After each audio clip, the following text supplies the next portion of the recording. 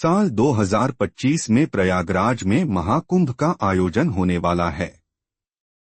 धार्मिक कथाओं के अनुसार एक बार समुद्र मंथन के समय अमृत निकला था। इस अमृत के लिए देवताओं और असुरों में जमकर युद्ध हुआ।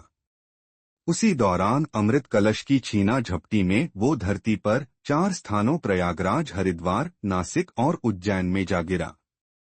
इसीलिए इन जगहों पर महाकुंभ, कुंभ और अर्धकुंभ लगने की परंपरा की शुरुआत हुई थी। महाकुंभ और कुंभ के आयोजन को लेकर कई पौराणिक कथाएं सुनाई जाती हैं। इसके आयोजन की एक कथा श्रीहरि भगवान विष्णु, समुद्र देव और देवी लक्ष्मी से जुड़ी हुई है। एक दिन भगवान विष्णु और माता लक्ष्मी क्षीरसागर में बैठे थे। तभी वहां समुद्र देव का पुत्र शंख पहुंचा। समुद्र में जो जीव रहते थे उनसे कर लेने की जिम्मेदारी शंख के पास थी। शंख को ये जिम्मेदारी उसके पिता समुद्र देव ने ही दी थी। शंख सभी से कर लिया करता था।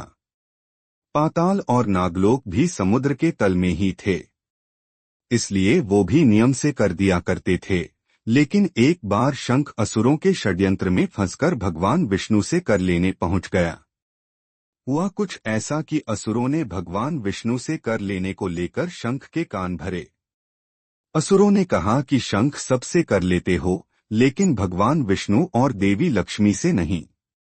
असुरों ने शंख से कहा कि मानते हैं कि उन दोनों का निवास सागर में नहीं है, लेकिन वो ठीक तुम्हारे पिता समुद्र देव के राज्य के ऊपर ही तो निवास करते हैं। शंख असुरों की बात में आकर क्षीरसागर में पहुंच गया और भगवान विष्णु से कर मांगने लगा। उसने भगवान को अपशब्द कहे। उसने भगवान को कहा कि तुमने मेरा कर दबाया हुआ है। ये सुनकर भगवान ने कहा कि नहीं शंख, मैंने तुम्हारे किसी कर की चोरी नहीं की है। भगवान ने कहा कि शंख, अपने पिता से पहले नियमों की जानकारी ले लो, लेकिन शंख को असुरों ने अपनी बातों से बहका दिया था। उसने श्री हरि की एक न सुनी। शंख ने भगवान से कहा, एक तो चोरी करते हो, ऊपर से सीना जोरी भी करते हो, अब मुझे नियम समझाओगे? इतना कहते हुए शंख ने देवी लक्ष्मी की ओर देखते हुए कह दिया कि इतनी सुंदर स्त्री को पास बिठा रखा है और कर देने की इच्छा नहीं है। उसने भगवान से कहा कि कर के बदले ये स्त्री मुझे दे दो। ये सुनकर भगवान विष्णु और देवी लक्ष्मी दोनों को ही क्रोध आ गया। भगवान विष्णु से कौंदी गदा से शंख पर प्रहार किया और उसकी मृत्यु हो गई।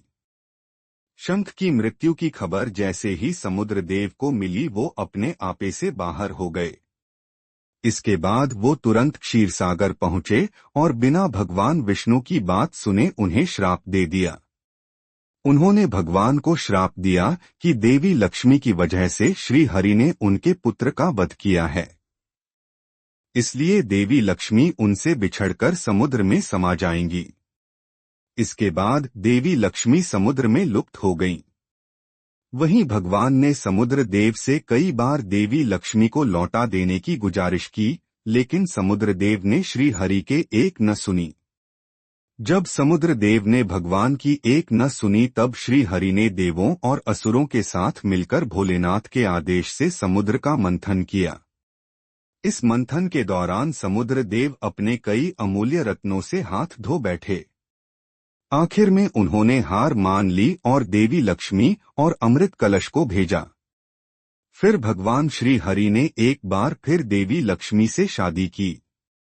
जो कलश समुद्र देव ने भेजा था उसमें अमृत था और उसी की वजह से देवताओं और असुरों में युद्ध हो गया। उस कलश के अमृत की बूंद धरती पर प्रयागराज, हरिद्वार, नासिक और उज्जैन में गिरी। यही वो 4 जगहें हैं जहां महाकुंभ, कुंभ, अर्धकुंभ लगता है।